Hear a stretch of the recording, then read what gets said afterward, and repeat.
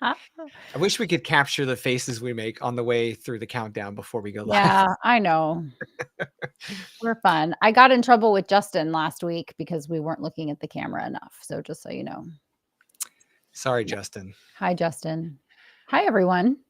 How's it going?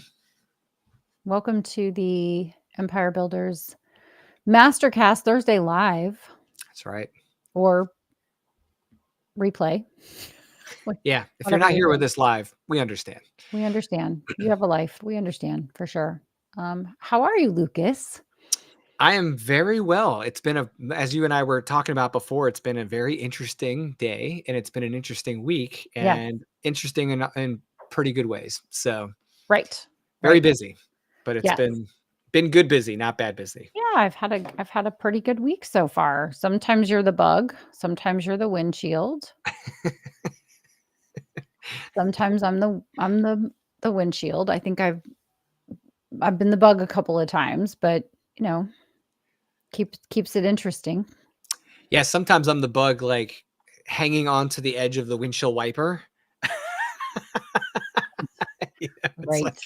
Right. Imminent death. Just can't hold on much longer. Yes. I don't have my plant. I usually have my plant right here, but my plant is way over there because I stayed home for my walk this morning and did use my treadmill desk. Or I turned my desk into the high desk so I could walk on my walking pad. Right. Which is fabulous. And then I have open all these different things that I was watching and listening to while I was walking. It's so fun. So you have a winding standing desk? Yeah, so it's motorized. And so it has these buttons on it with the different heights. And so when I push it up, then I can pull my walking pad back and I can be on my desk, on my computer, whatever. Right. Which is really fun.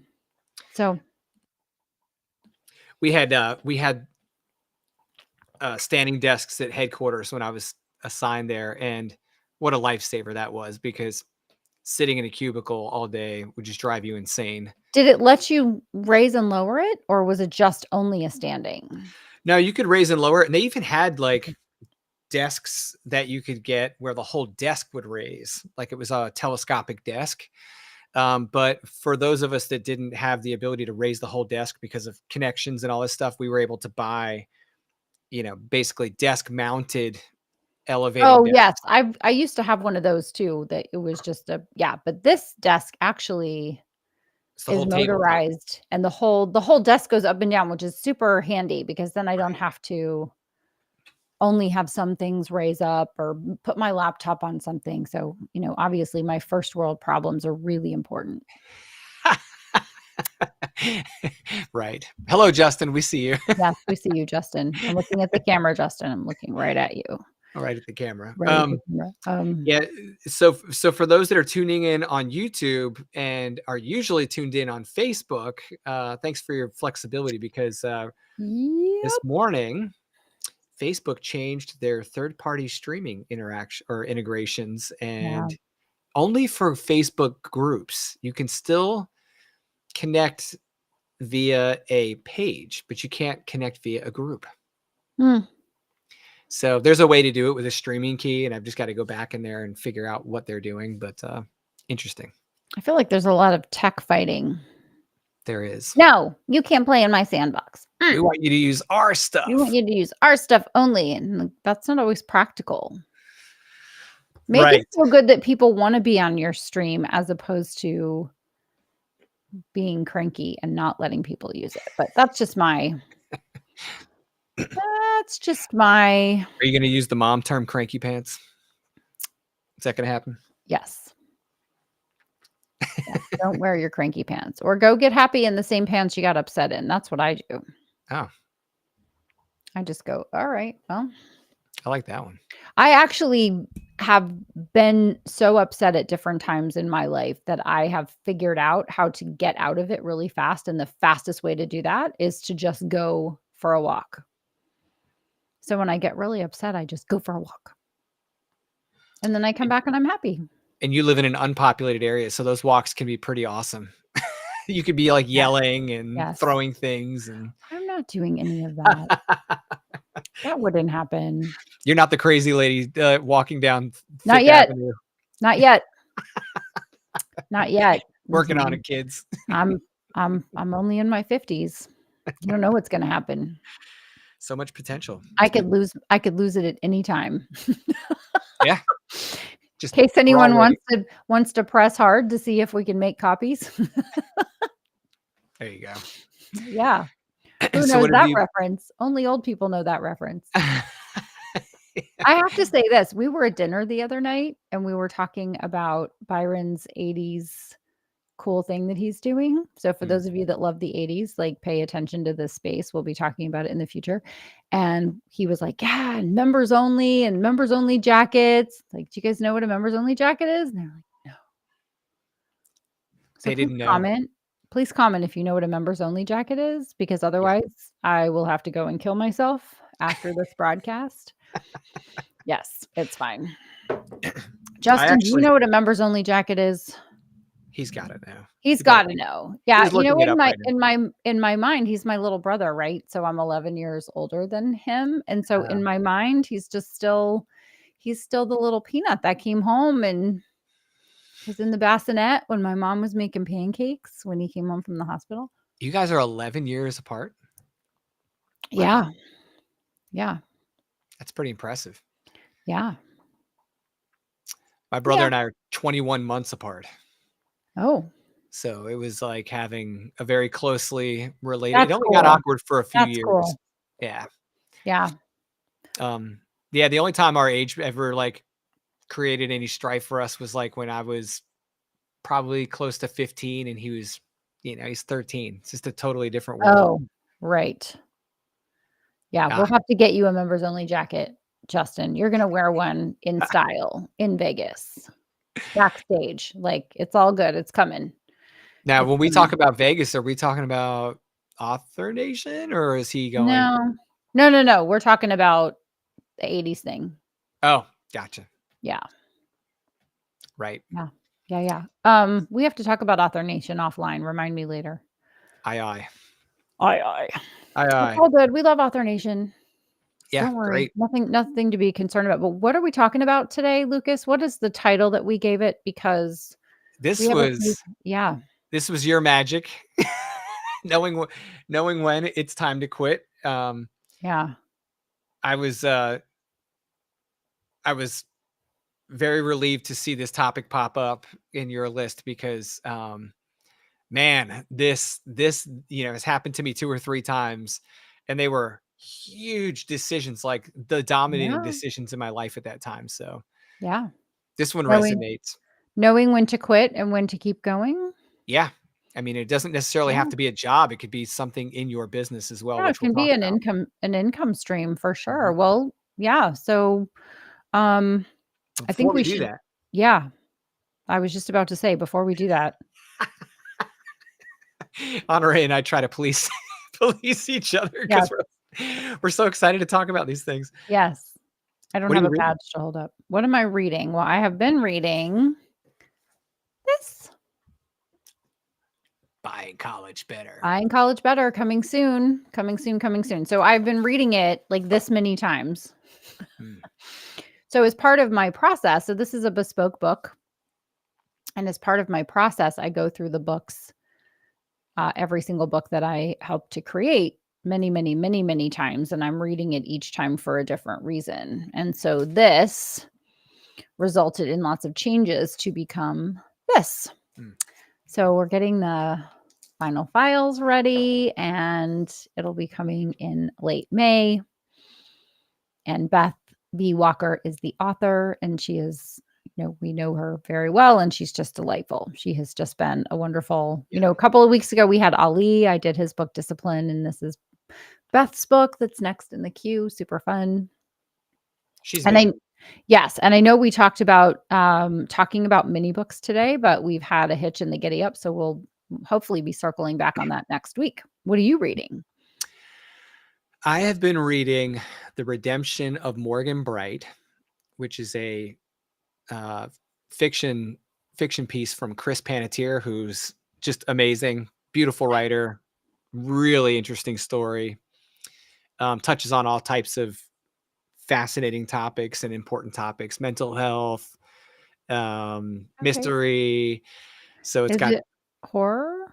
it is a horror book by its general classification, but I would venture to say that this book is a lot more than what that probably implies. It's a lot about psychological thriller, All right.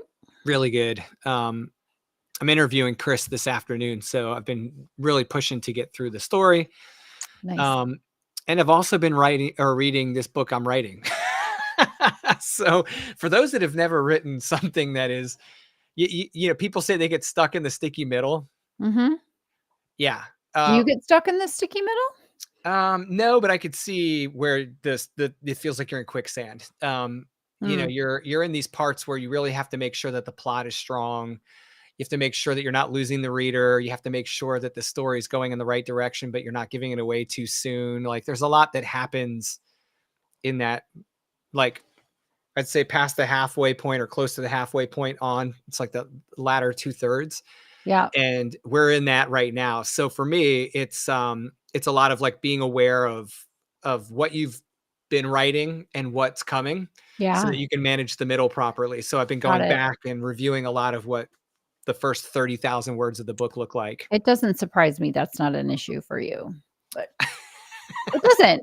It doesn't. I think you have all of the elements of a brilliant writer, and Oh, thank you. you also have the logical system part of your brain, right? Yeah. So, yeah, so it doesn't surprise me that that's not somewhere you're getting stuck. So, I wanna say hi to Right. Renee. Renee. Renee. Renee. Also, there's the fact that I never write alone. So having Zach there to go, Oh, hey, sure. Yeah, yeah, you've you got know, a write an experienced writing buddy. yeah, and if I'll put Yeah. notes on the draft in the manuscript, like, "Hey, am I dragging too much here? Is this moving too quickly? You know, Mm, maybe you like that's this, cool. maybe you don't," and I'll send it That's cool. over. Half Yeah, the time, I'm sensitive to something just because it's in my head, and he's like, "No, dude, didn't even notice that. Like, it's great." Or he could be alright. like, "Man, this is taking a little longer to get through than I thought it would, like, this point." Right, right, You know, because that's the stuff is it just gets your orientation gets a little harder the thicker you get in it. right. So Awesome. having someone like Honore, you know, working on your book is is the solution for that on the nonfiction side. And then if you're not working with someone directly to do a bespoke book, and you're yeah, then you need to really have a strong relationship with a good dev editor that's going through this process with you, in my opinion. Who has a lot of experience. Yeah, Yep. yeah, that knows what they're doing. Yeah. Yeah, there's nothing I mean, what is it? Pay any price to be around people who make you better? Yeah, Something yeah, like that. Yeah. yeah. Having it's like it's so interesting because I'm a I am exactly who Facebook targets when they make those reels. 'Cause I go down the reels rabbit hole, and it's like, Ah. I'll see the ones that say, like, 10 gadgets that you never knew you needed or whatever, and it's amazing what the ones where you're like, "I was this many years old when I learned that the little lines on a Solo cup are ounces, like, where you pour up to," things like that, and I see all these different hacks Oh. for transporting cupcakes. Someone had a tray and they're putting tape across and you put the cupcakes in there and put it in your back seat and the cupcakes don't smush each other and you go, "Why do I not know these things?" It's these simple, effective tools or hacks. I know hacks is a very popular word, but tools or strategies that compress decades into days. Mm. You can literally take off someone else's experience and put it on your head. And so I think we need to tell people who we are. I think we forgot to do that. Yes. Um, but we also have to ask you what you were reading. So I don't know if you want to break that cycle just yet. Outside of Bet's book, are you reading anything else? I am reading The Peacock and the Sparrow. The Peacock. Wait, so is that a what is it? What Thriller. genre is this? Thriller. It's a espionage. It's CIA. Gotcha. CIA thriller set in the Middle Okay. East, at least initially. Recommendation from JT Ellison. But you are Lucas I am. I help Marino. nonfiction writers create courses from their books. Yes. And I am Monterey Quarter, and I help professionals become authors and market and monetize their books. And Michael, welcome. Michael, thank you for watching. And he said, like using a water bottle to keep your pizza level. I don't know what that means.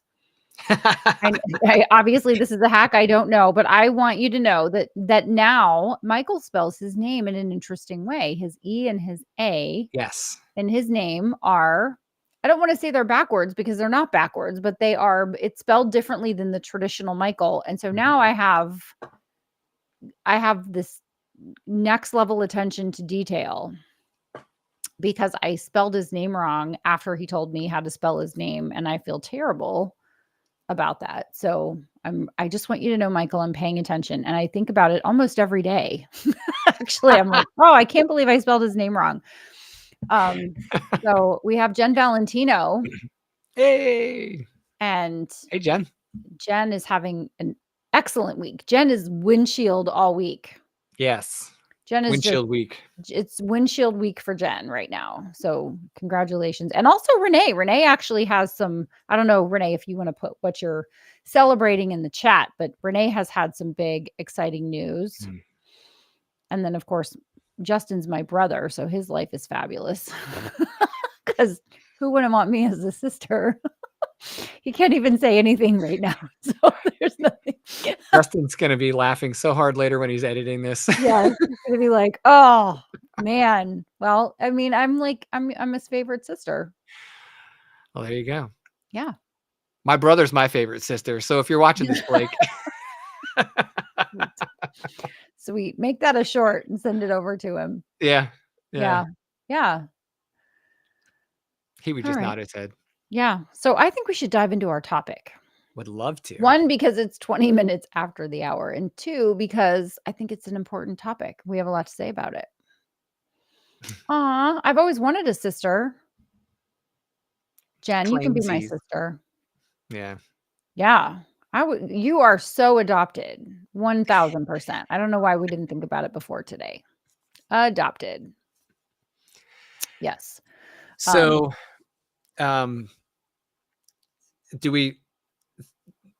so this topic. Yes. I want, it's kind of funny because I was thinking about like, how do you really kick off a discussion about this without like, first of all, I came to you beforehand and said, how do we want to title this? Because I feel like it could be a touchy title. And you're, of course, the title queen. So you're like, yeah, know when it's time to quit. I kind of laughed because I was like, yeah, that we're so programmed to not quit, to not want to quit, that quitting's a bad thing, that, that's kind of what we really need to talk about, is knowing how to break through the mental barriers that keep you from moving past something or recognizing something is good or bad. And also not quitting. Yeah. When you should stay the course. Right. Giving something the time that it needs to take. Yeah. So there's lots of different things that you would quit. And I can use Brianna as an example, because right now I'm in the middle of listening to Brianna on platform launchers. She was the special guest the other night on platform launchers with our good friend John Stongi. And she was talking about how she started doing coaching, business coaching, while she still had a full-time job. Right. And she said it took her a long time to quit because she was deathly afraid. Yeah. And then she set her benchmarks, which I think we'll talk about, which we'll definitely talk about.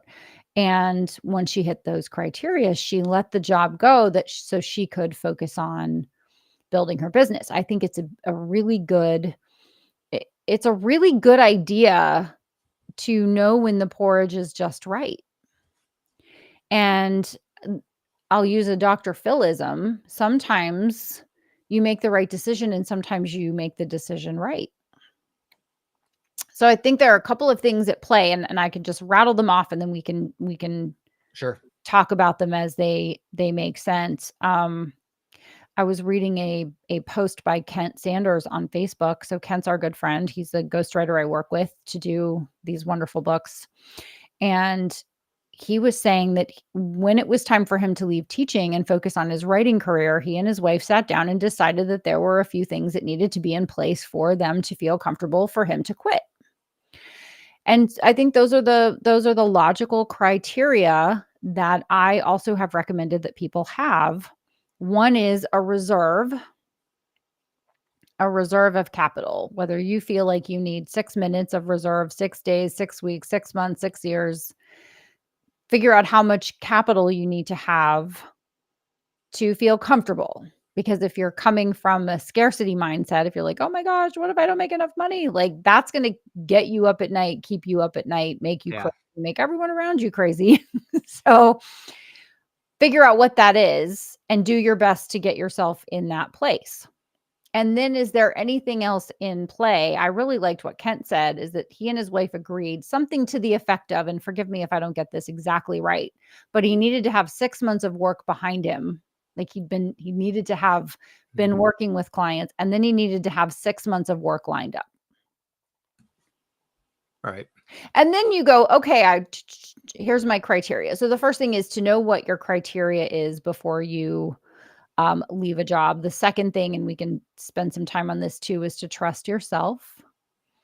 As an entrepreneur for my entire adult life, I've been an entrepreneur for 30 years. And you and I were talking before about how legitimately I think I know that I'm going to get more clients. I think I know people are going to join the mastermind next year. I think I know that Amazon is going to pay me royalties and that I'm going to get income from projects I've been a part of in the past. I think I can do a predictor of where things are going to come from, but I don't know. Amazon could go out of business. I could never be hired again for anything. And all of you could go, you and me over, we're done.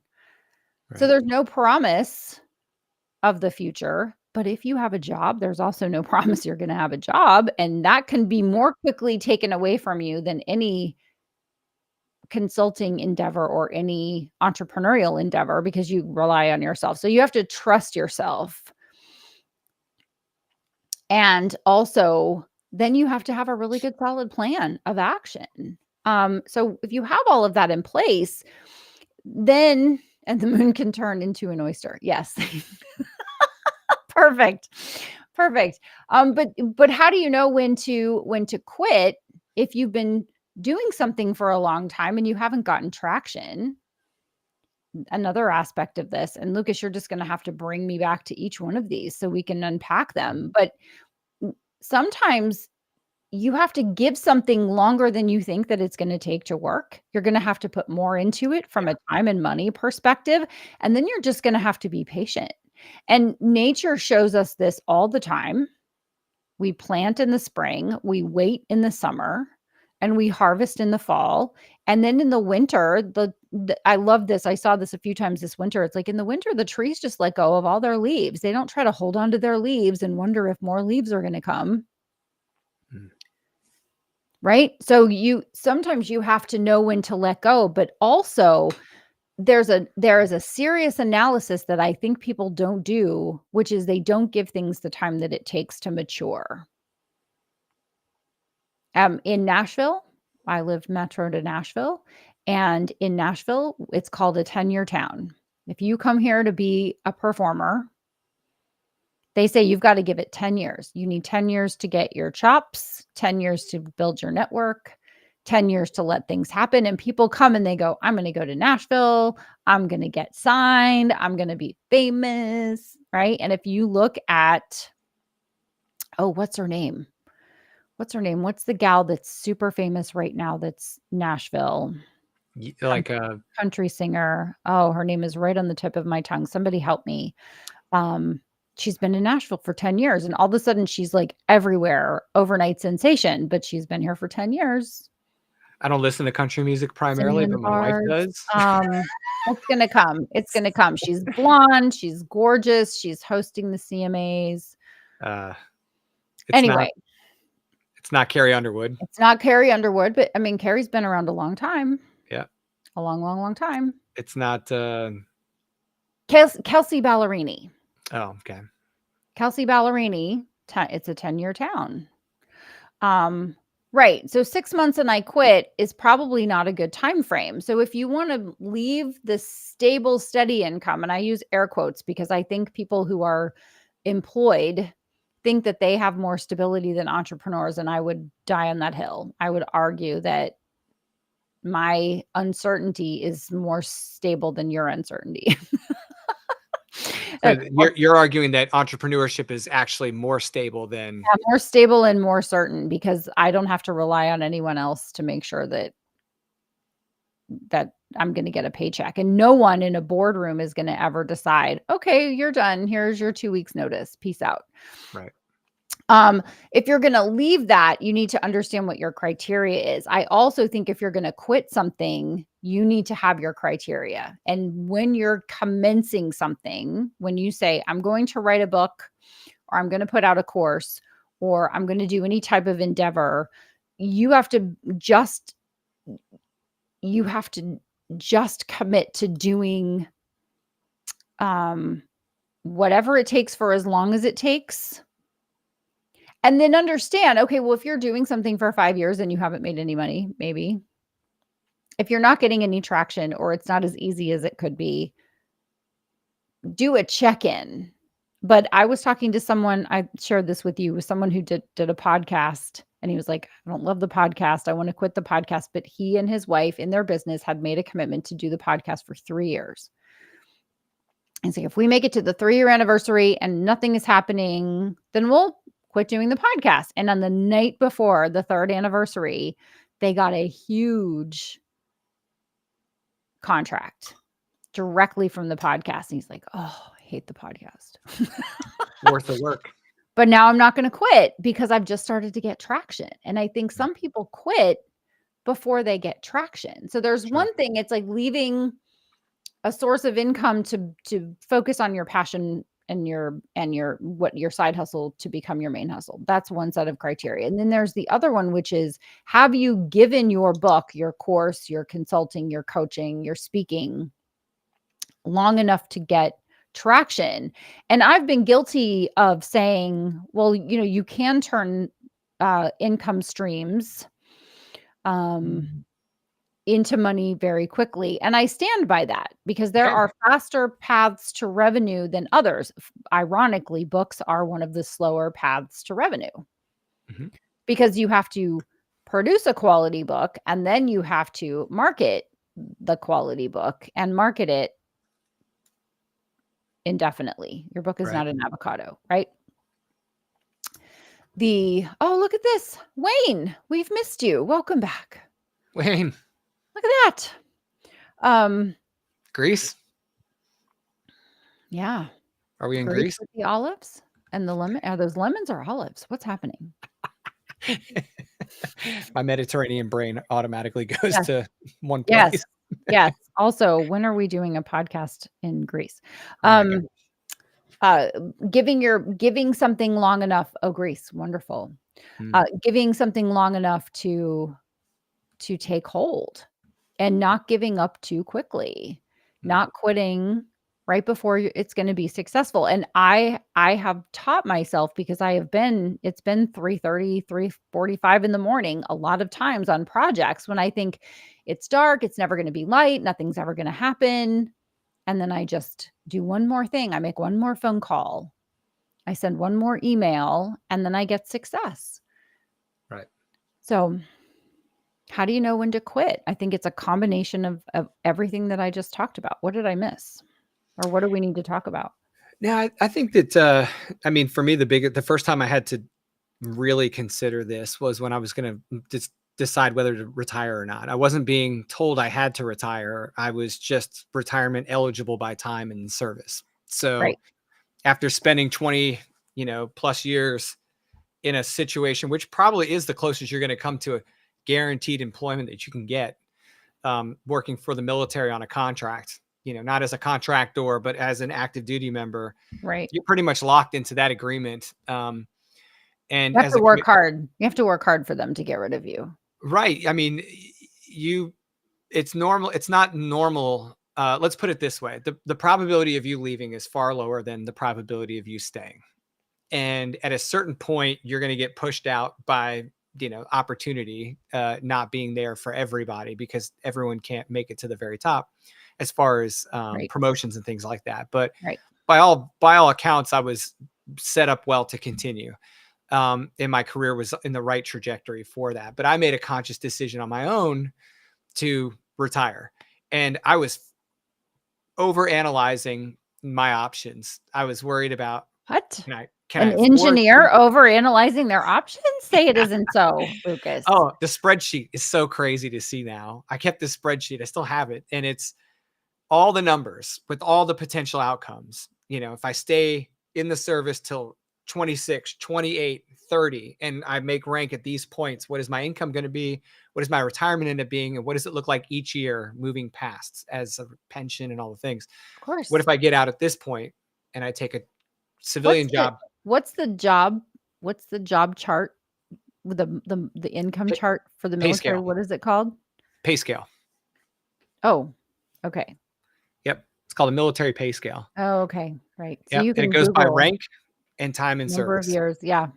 So when you get to the point where I was at, you're starting to look at turning down some serious money. Like, it's like, this isn't like, these aren't small dollar Right. decisions. Right. If you don't have an ex-wife that takes 40%. Exactly. That isn't me. I didn't take 40%. Or 50%. Or 50%. Yeah. So there was this point where I had to say, yeah, there's a whole lot of unknown out there. There's a whole lot of There's Renee, the other uncertainty. engineer. Yep. And I knew it. I knew it, Renee. Renee, I had this moment where I looked at the spreadsheet and I like a light bulb went off where I said, none of these options are bad. And almost every one of these options is more beneficial than staying. And I thought, well, what am I worried about? The only option that isn't good is You if had a spreadsheet for prospective potential income if you left the service. Yeah. Yeah. Okay. Or if I stayed. Right. I was comparing the two. If I leave and I stay, and also if I stay. And if I leave at certain points, is it worth taking one more promotion, staying another 6 years, and then leaving, that kind of thing. Right. So what I realized was actually the worst of any of these cases was still great. There was actually no crushing outcome here, unless, of course, I was completely unemployed. And at that point, what is your floor? And the floor would be my pension, my military pension. And so if I could set myself up to live in a way where I could live within my military pension, then I was never going to be homeless. I just had to figure out how to get more money. So that is a tremendous aha moment for me. Was like, I don't have to worry about being homeless. Now, there's a lot of people that say, well, that sounds like a really nice situation to be in. Yeah, sure. After 22 years of service, it's not like it just happened. Right. So there was this point where I had to make that decision, and I did make the decision. And when I jumped, the second round of those decisions was made. Now I'm going to be in the civilian sector. I'm going to have a full-time job. I'm also starting a small business. When I start this small business, what happens if it succeeds? Do I have to leave an employer to become a full-time entrepreneur? That seems scary, right? That seemed like an opportunity rife with risk. And ironically, I was told, don't leave this great employer because you've got this fantastic pay. You've got this fantastic job. This is the best place you could be. And within 18 months of me going there, that employer was bankrupt. And so I had left to take another contractor job at another company before that. And that previous employer had gone bankrupt. Now, the employer I went to was much bigger. Now they're talking big money, big pay. And I had to decide whether I was going to leave that to become an entrepreneur, which actually kind of ratcheted up the of course stakes a bit, because I was leaving a substantial income to become an entrepreneur. But, at each one of these points, the math is the same. Is I was always trying to quantify whether I was at risk or not by the money. And what I realized was at a certain point, that's not always that wasn't why I was leaving. That's not the primary question. If exactly. if you rank the 3 Fs freedom, finances, and fame. Yep. When we talk about entrepreneurship a lot, we see a lot of people chasing fame. And generally speaking, when you're chasing fame, you are sacrificing freedom or finances. So you see a lot of people that are really successful, but they are not really successful by anyone's measure, not even really Right. their own, because they have sacrificed their finances to put their name next to someone else's name or something like that. And then Or their freedom. they've sacrificed their freedom because Yep. they feel like um, they always have to be doing all the things, right? So my Yeah. primary question is how do I maintain my freedom? So freedom Mhm. is always more important to me than finances, and then I could care less Right. about fame. Right. If no one other than the people who needed to validate whether I knew what I was talking about knew my name, that's totally fine. I'm not chasing fame. And I'm not saying it's bad, right? I'm with you, Jen. So she said of freedom, finances, and fame, I want freedom the most. And freedom is my number one as well. And finances come in a very close second, but still second. And then fame is so far down on the list. It's not even funny. Well, for some people, finances equal freedom, and I think that was a misconception I had.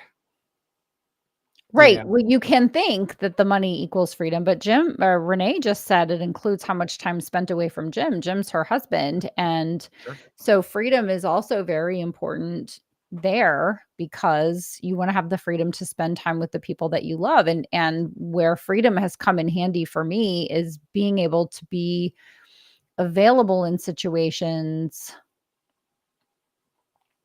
um where I'm the only person that can show up. Right. Right? Like, sometimes you're irreplaceable to the people who love you, and they need you to show up for them, and you can't send a replacement. You can't send a temp. Right. Um, yeah. So, b Well, finances are important, but they yeah. are not for me, they're not the primary thing. I also think people who just chase money end up sacrificing their freedom. Well, and that was kind of the thing I had to figure out was what do I actually need? Not what do I want? What do I need? How much money Yeah, do I really need? that's right. Because there's a baseline threshold that you have to cross to go, okay, I'm still being a good dad, right? Like I'm still giving my kids Right, food and right, clothing and a right. house and safety and all the things. And I can't sacrifice those things for them uh, in order to satisfy my own wants because they're my first priority. So I had to look at how much money do I need and how do I get it? And it was more about how do I get it than it was how much do I need? Because once I realized we were going to be okay financially, at least I had enough time to figure out how to get more or Right. how to pivot my work. I think I think the one thing that was most uncertain to me, I had no doubt that I would work. To me, I think sometimes we That's get right. locked in this box where it's either A or B. Actually, it's like A, B, C, D, E, F, G. Like have so many options of what I could do for income. Yep. And most people don't consider that for themselves. It's like have a little confidence. You have opportunities right now. That's right. It kills me to hear people complain that you can't hire anyone these days and no one wants to work in X, Y, and Z. And then in the next breath say, ooh, there's so much risk if you leave that one job. And I'm like, you just got done painting the perfect picture of my marketability. Right. So, That's and right. then the second thing is, what do I actually want to be doing with my time to earn that money? Because the money, once it's in and it's washed and it's doing its thing for my family and for myself, it's just a rotation of funds through our life. It's not like we're all gathering around the kitchen table to look at the bank account every day. That's not how life works. It's like, do we have what we need? Yes. Is everyone happy? Yes. Are we healthy? Yes. Okay, good.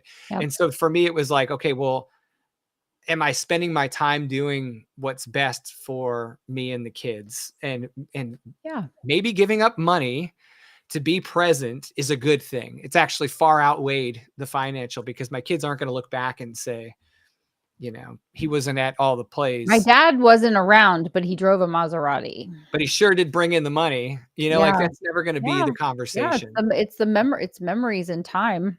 Yeah. And having enough finances allows you to have the freedom. Yeah. And I live in a beautiful place, and I like to just go sit on the porch.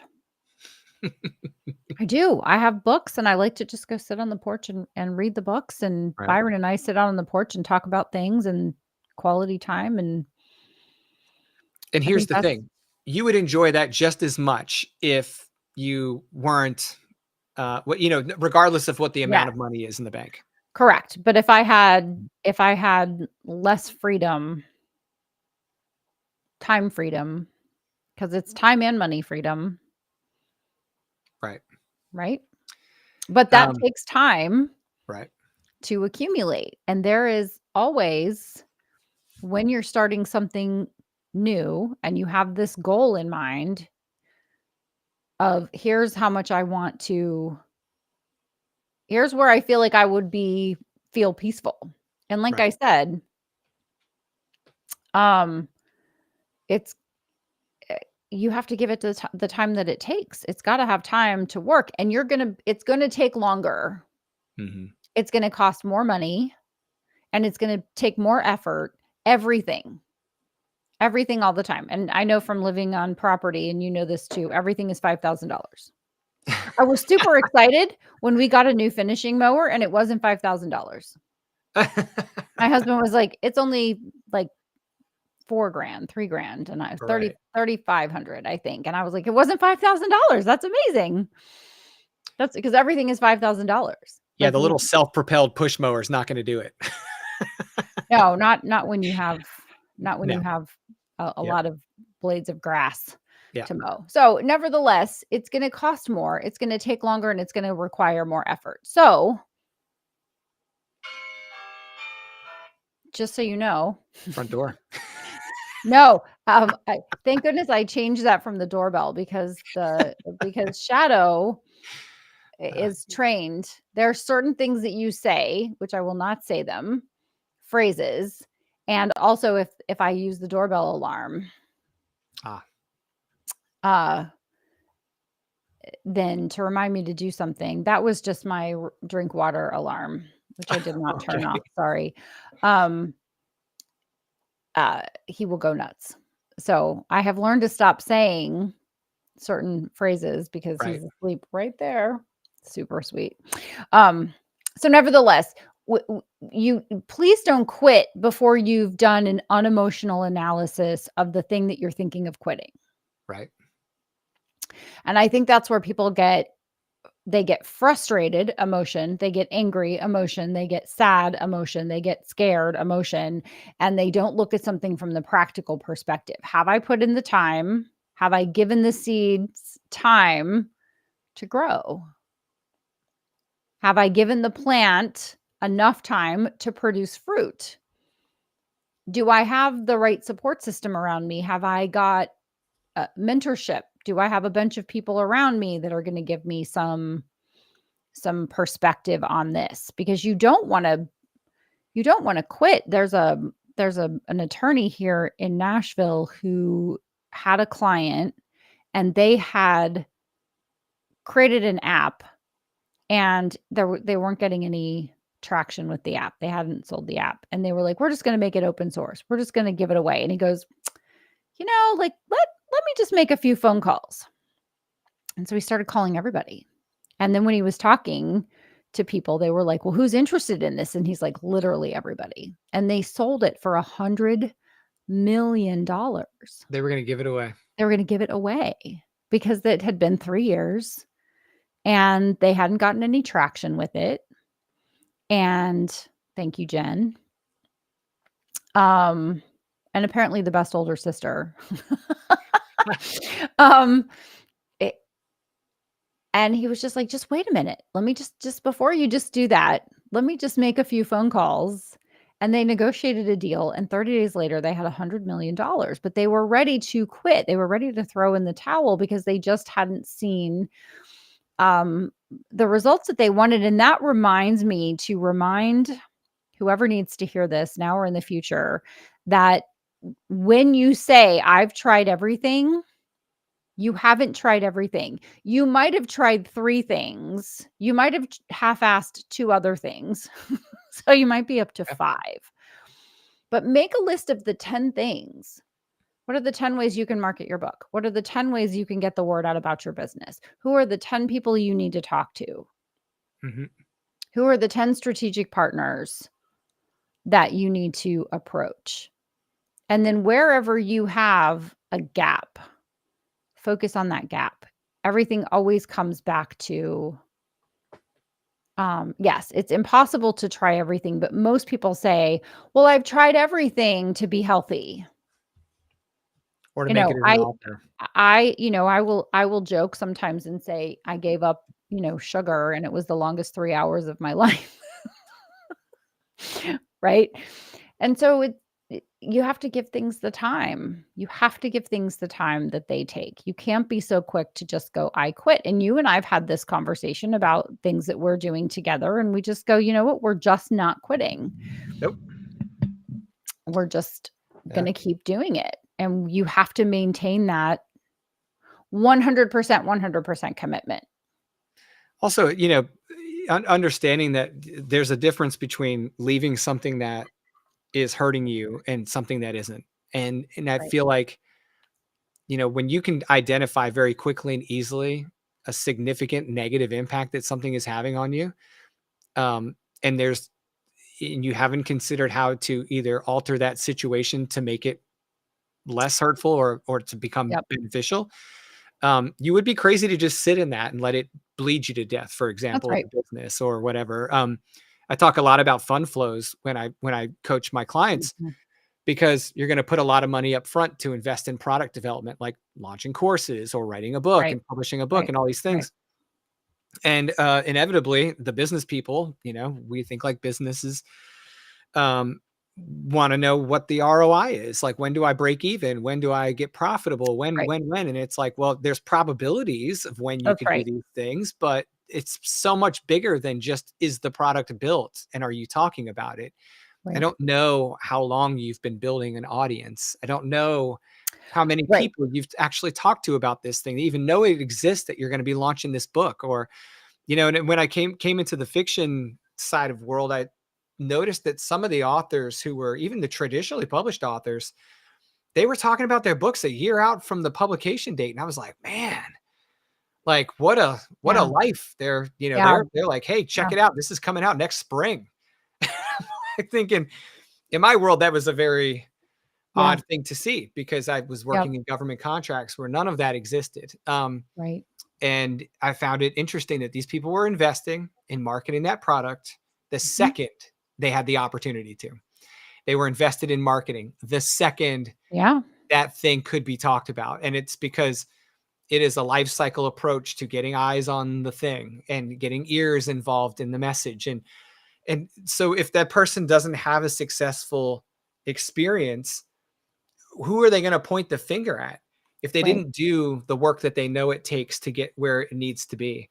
It's not Right. always about whether other people find what you're doing the right Right. thing for them. It could be about the quality of the product that you built. It Right. could be about You the way have to you market start it. with that. You have to Yeah. start with something has to be really, really good. Yeah. The And then foundation has to be there. you have to go until I read the book Go for No 20 years ago or thereabouts.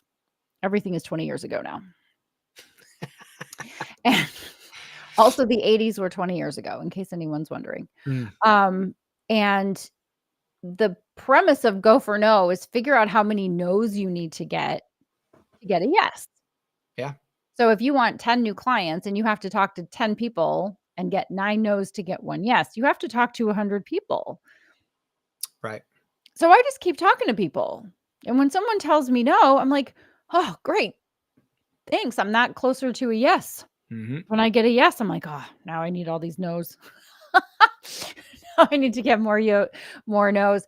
I've become immune to it, but that's through training. Right. It's not It's through magical. I'm experience. not special. I just know that I'm just gonna have to go, "Lucas, do you wanna do this?" And you go, "Yes." I go, "Great." "Justin, do you wanna do this?" "No, I don't think so." It's like, "All right, great." And I have the same energy. I get a little happier when I get a yes than when I get a no, but I don't let a no wipe me out. I know that generally speaking, rejection is protection, Right. right? When someone tells me no, I realize that I'm being saved from something. Right. So I don't worry about that as much. And I think that's important as well. Right. It's like if you don't have super high highs, you don't have super low lows, if you're able to just keep an even keel and know that you're going to have to talk to lots of people more in the beginning than later when you have a reputation. Right. But it is not a sprint. You don't go, okay, I'm going to market my book for 3 days. 3 days, all the marketing in the world, and that's going to last Gonna be forever. great. Yep. There is a reason that your kids know where the 7 closest McDonald's are. Hmm. And McDonald's advertises every second of every day, 24 hours a day, 7 days a week, 365 days a year. There is not a day that goes by or a second that goes by that they're not playing a commercial, running a commercial, buying print advertising. And yet I can tell you where 2 McDonald's are, and I don't go to McDonald's. Right? Because Right. they stay in your consciousness. Well, if the most ubiquitous fast food restaurant in the world advertises every single second of every single day all the time, then why would I not need to say, "Oh, I have a book, you must write a book. I have a book, Prosperity for Writers. I have a book, write your first nonfiction Mhm. book." Why would I not do the things that market books to the people who go, "Oh, where have you been all my life? I had no idea that someone like you existed. I had no idea that a book like this existed." Right. It's like, "Well, how could you not? Because I did 72 continuous hours of marketing And in then I stopped. in 2017. So, like, why don't you know?" And so it's silly when I break it down to that point. And so rather than doing it all in one fell swoop, just make it part of your daily thing. Just keep having the conversations, just keep asking the question Mhm. and paying attention to the results you're getting and making adjustment. And this podcast is brought to you by Burger King. YouTube's probably gonna shut me up for this one, but I had to put it Yes. up there. It's pretty funny. Um, That's my di brother. There it is. He's a smarty britches. I love it. I love it. Yeah, And you can't try everything. It's yeah. so funny because the people go, "I've been trying to lose 10 pounds for a year." It's like, well, it would take you, I don't know, you were a trainer. What do we say to lose 10? First of all, it's like 10 pounds of what? It's like if you want to Yes, lose 10 correct. pounds of fat, how long should it take someone, Lucas? I You used can to lose tell people a pound a week is a good goal, but a that's a pound of very fat, aggressive. That's a a pound yeah. of fat. So Well, probably a a half a pound of pound a week. body weight.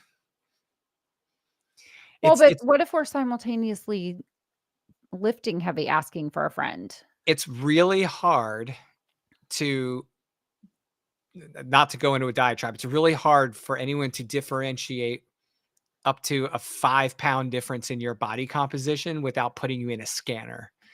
So if you're lifting weights and your body's weight is staying still, I always said, look at the mirror. Don't trust the scale. I have a pair of pants I put on. Yep. I have a pair of pants I just when I'm really focused on a Mhm. program, I just put on the same pair of pants every day because that's where I Yep. see the changes and I can feel it Yep. in the fabric as well. Like I need to So measure your body composition to be able to say you lost fat or gained muscle. And right. so if you're not doing body comp measurements, it's kind of a game. Now if Right, you're but not, all of it is the same, yep. right? But first, don't go to McDonald's if you want your pants to fit. Yes. Yes, or Burger King, frankly. So But you make a really good point. It's like if it's really aggressive, it's a pound a week. So probably half a pound a week. So for 10 pounds, you've got 20 weeks. That's yeah. 5 months. So like 5 months, everybody settle in. Hi, Mhm. Tony. Settle into the fact that to write a book a year or a book or 2 books a year or a book a quarter or a book a month, you have to put in the time. To Yep. have a flourishing business, you have to build your brand, your name and face recognition, your reputation, strategic partnerships. You've got to build a list of happy clients who then talk about you. Right? So it's like all of that factors in. And Tony Robbins used to say you can compress decades into days. And I think there are two ways to do that. One is with having an experienced coach or mentor or consultant that can help you to peek around corners and to save time. The other way to do it is to say, well, if 10 years of experience is you do something one time a week or one time a month for 10 years, that's 120 times. So if you can do one a day for 120 days, you get 10 years of experience in, is that 4 months? 120 days? Math. So it's 4 months. So you can compress a decade into 4 months, but you have to put in the effort. You have to go, well, I'm going to do this every day instead of once a month. I'm going to do it every single day in order to get that experience, but you're going to get to where you want to go faster. Right. And you're going to have to just stay the course and trust go back to, trust yourself and preset your criteria. So I'm going to circle back to where we started, which is what's your criteria? What do you need to feel comfortable? What do you need to have as a cushion or in your opportunity chest, right? What do you need to have in the bank? Do you need to have 6 months in savings? Do you need to have 6 minutes in savings? Like, you need to have a rich uncle? Like what's going to happen? Right? I don't have one of those. What do you do? What do you do? I don't, as far as I know, I don't either. I don't know. I have an uncle. I don't know if he's rich. What's going to make you feel comfortable? And what are you going to do if it doesn't work? And then what do you think you have to do and multiply that times 150%? Right. If you think you have to make 10 phone calls, just make 15 phone calls. What's the harm if you get more business or more opportunity than what you were thinking? Your bank account has this cool feature. It can hold an unlimited amount of money. Yeah. I fear the overwhelming success barreling down on me, right? Yes. Yes. I have too much money. I have too many clients. Gosh darn it. What a life. Woe is me. Yes. So I think one of the big things that I kind of realized at a certain point, and it didn't matter if I was building a business that was going to support government contracts or if I was building a service-based business to help other people do what I can do with building courses. It didn't matter if it was writing nonfiction or fiction. There were kind of like a couple of hard, true things that had to happen. One, you just mentioned, or you have mentioned, the time commitment. It's non-negotiable. But I just had this moment of realization in a conversation with Zach one day. I said, I don't know if this book is going to do anything. I don't know if it'll have 10 readers or 10 million readers. I don't know, but I do know this. I will not half-ass creating this book. I will give it every bit of potential to succeed I can. Yes. And without the potential to succeed, without investing and doing it the right way, building the product that hits the right triggers for your audience or whatever, without doing that, you are intentionally diverting its potential. So like you have to invest. And to me, that becomes like a non-negotiable. Am I really serious about becoming a course creator? Am I really serious about becoming an author? Am I really serious about doing these? Okay, well then, if I know that the cost is X and it takes this type of effort, why would I then try and trim all that and shortcut it? It doesn't work that way. You have to put in the time. You have to put in the work. You have to build. That's right. And sometimes you have to work twice as hard.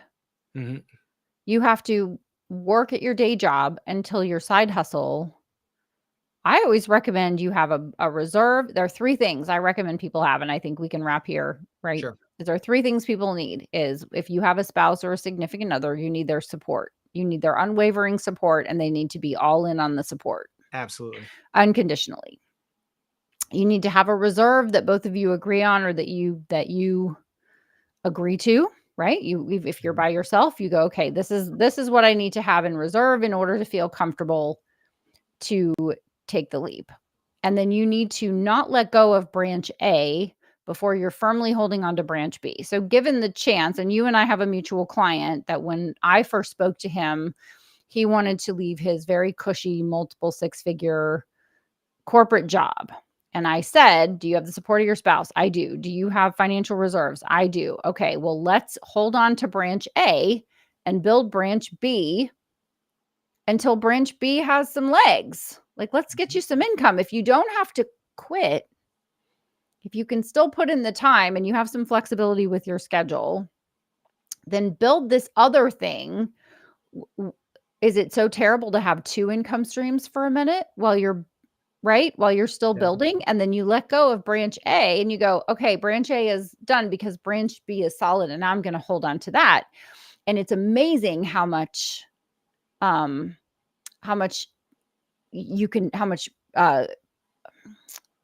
progress, English is my first language, how much progress you can make when you're really focused on one income stream. But if you can't quite do that because you've got to pay your bills, don't leap and the net will appear, because you'll just crash and burn, right? Now, there's something to be said for, I lost my job and now I have to make this income stream work, because you can go all in on it and treat it like a job and put in the effort.